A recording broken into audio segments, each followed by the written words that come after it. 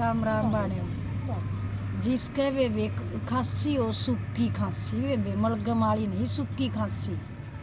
उसमें बेबे 5-4 तो मिर्च काली, 2 चम्मच चीनी की, और वह मिक्सी में पीस ले बेबे, गाल लेके आई मैं।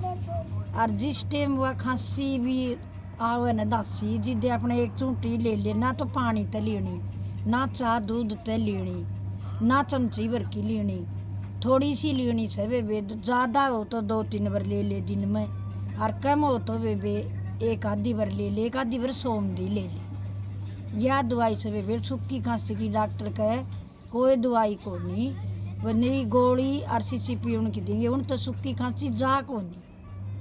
और इस दवाई तो बेबे सूखी खांसी खड़ी भी कौन चाहे 100 साल की हो, बालक के हो, बड़े के हो, किसी का भी हो बेबे।